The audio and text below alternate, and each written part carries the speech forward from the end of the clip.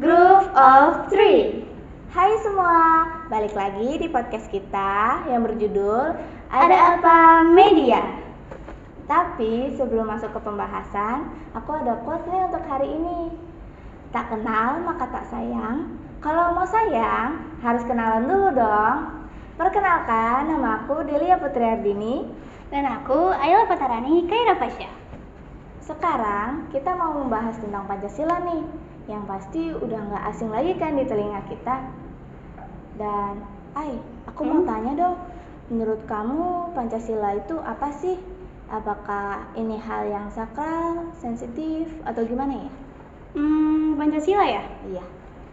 Kalau menurut aku sih Pancasila itu kayak suatu teks yang dimana kalimat per kalimat di dalamnya tuh harus direalisasiin kan? Nah, masyarakat sendiri tuh sering banget nih ngartiin Pancasila sebagai pedoman ataupun acuan mereka. Acuannya tuh juga mengarah ke untuk menumbuhkan sikap pluralisme mereka. Lalu acuannya juga bisa mengajari mereka kayak gimana sih caranya berbuat baik. Atau malah acuan lainnya yang justru kayak gak pernah sama kali terpikir gitu loh di benak kita. Karena sejujurnya menurut aku pribadi juga untuk interpretasi Pancasila ini kan pasti pendapat tiap masing individu tuh berbeda ya. Bener. Emang sih sesuai tergantung orangnya, tergantung mindset juga. Makanya hal ini juga jadi alasan yang kuat kan, biar nilai Pancasila tuh diterapin di kehidupan sehari-hari. Betul banget. Nggak cuma dari lisan aja gitu. Kalau misalnya dari lisan aja kan bakal kacau balau gitu. Terus pertanyaan selanjutnya, nih, kamu bisa kasih contoh nggak tentang nilai Pancasila dari sila pertama? Bisa banget dong.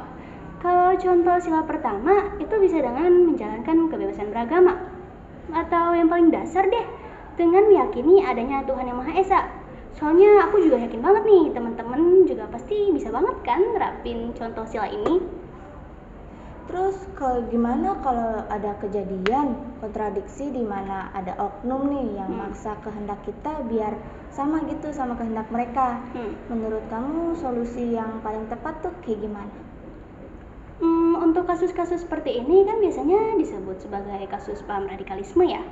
Nah, menurut penelitian yang udah aku cari, biasanya kita tuh nanganin kasus seperti ini dengan menyaring lagi informasi yang telah kita dapat. Kita juga harus banget nih memperdalam pengetahuan yang kita punya biar kita tuh nggak terjerumus juga sama paham-paham radikalisme kayak gitu. Kita juga boleh kok sharing-sharing ke temen kayak seberapa bahayanya sih dampak paham radikalisme ini untuk kita. Wah, bagus juga tuh. Terus sekarang gimana kalau gantian aku yang nanya? Boleh. Delia bisa nggak sih kasih contoh untuk nilai sila kedua? Ya pasti bisa dong. Sila kedua tuh contohnya kayak nggak mendiskriminasi, mengayomi sesama manusia, dan juga bersikap tenggang rasa. Kalau semisal ada kasus diskriminasi gender tuh solusi yang tepat kayaknya apa ya? Diskriminasi gender ya? Setahu sih pasti bakal harus mensetarakan gender sih. Di sini tuh bukan berarti hak sama kewajibannya tuh disamain, tapi lebih ke membagi sesuai porsinya masing-masing biar nggak berat sebelah gitu. Oke banget sih solusinya, bisa meminimalisir tingkat patriarki juga kan. Nah, sekarang lanjut yuk ke pembahasan nomor 3. Untuk contoh nilai sila ketiga itu biasanya berkaitan nih sama tanah air, berkaitan dengan kepentingan umum. Nah, contoh implementasinya bisa berupa sikap rela berkorban, terus sikap nasionalisme, ada juga sikap pluralisme. Nah, aku tanya lagi nih, menurut kamu tuh apa sih upaya paling mudah yang buat kita bisa menumbuhkan sikap pluralisme ini? Upaya paling mudah ya? Untuk upaya numbuhin sikap pluralisme itu kan ada banyak ya. Nah, beberapa di antaranya tuh bisa dengan menghargai keragaman yang ada. Terus kita juga nggak boleh nih saling jatuhin perbedaan yang ada di antar sesama. Dan yang paling penting nih, kita juga harus saling menjaga tali persaudaraan kita gitu loh. Oh, terus kalau misalnya nilai Pancasila sila keempat tuh apa aja?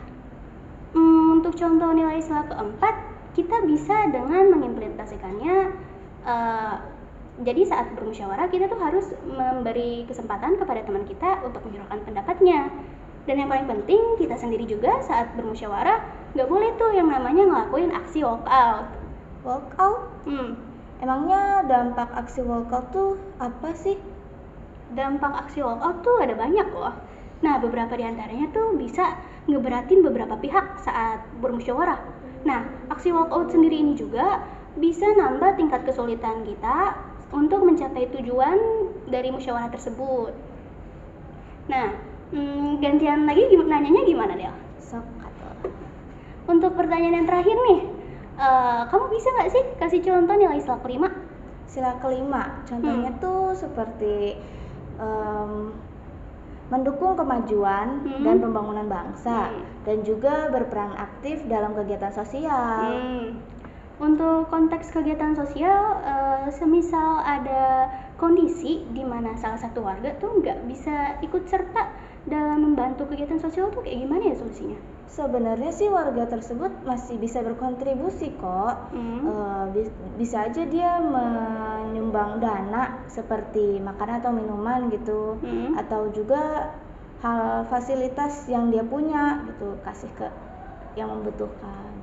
Berarti nggak sepenuhnya benar-benar helpless gitu dong ya? Iya. Berarti kalau sampai di sini nilai-nilai sila Pancasila tuh udah bisa dipahamin jelas banget dong ya? Pasti jelas banget. Nah, kalau begitu sekian sesi podcast Ada Apa Media. Untuk para penonton ataupun pendengar, boleh banget nih ngasih pertanyaan ke kita terkait topik yang tadi kita telah bicarakan. Kurang lebihnya mohon maaf ya. Dan jangan lupa tekan tombol like dan subscribe. Wassalamualaikum warahmatullahi wabarakatuh.